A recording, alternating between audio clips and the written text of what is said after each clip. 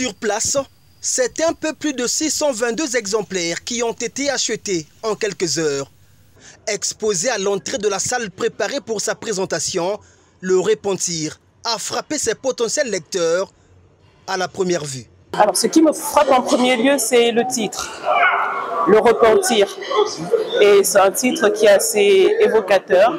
Voilà, je me suis précipitée pour prendre le livre parce que je pense que c'est un livre, je ne sais pas encore quel est le contenu, mais qui mérite d'être lu. J'ai été toujours séduit par sa main. Et je me suis dit qu'il est toujours bon d'acheter et faire un cadeau aux enfants.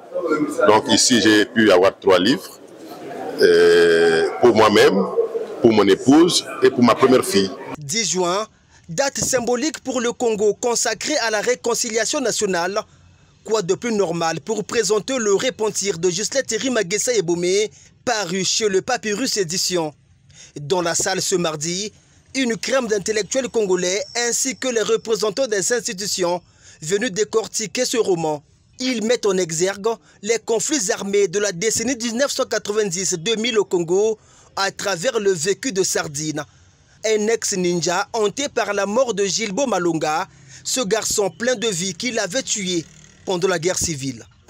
Sardine, en réalité, n'est qu'une métaphore de la violence, celle des jeunes et des seigneurs de guerre de la bêtise humaine de la décennie 1990-2000 en République du Congo.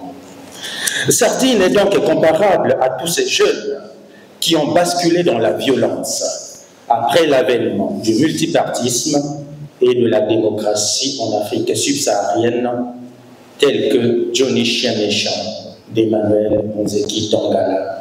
75 pages dans une couverture grise aux écrits noirs. Le Repentir, c'est donc le mea culpa de Sardine. Un pardon qu'il demande à la société après avoir ôté la vie à des dizaines de personnes dans le département du Poul. Un récit transversal qui peut s'adapter à tous les pays en conflit ou ayant connu des atrocités de la guerre. Et à l'auteur de dire, comme pour répondre à toute velléité visant à circonscrire l'histoire exclusivement au Congo. Nous avons pris la figure du ninja comme exemple. Et vous constatez que dans la réconciliation, ou le dialogue qui se fait au domicile de Obong à Talangay, il interpelle l'ensemble des jeunes qui se sont comme ça portés à donner la mort aux autres citoyens. On parle de Mamba, de Ninja, de Cobra et de toute autre figure de milice que nous avons connue dans ce pays. Quant aux critiques littéraires, la plume de Magessa Ebomé est bien plus qu'une simple imagination. La démarche du bourreau est salvatrice. Il est l'acte par lequel l'écrivain explore les conditions d'une régénération républicaine, aussi bien que le coupable et auteur de la mort de Gilbo.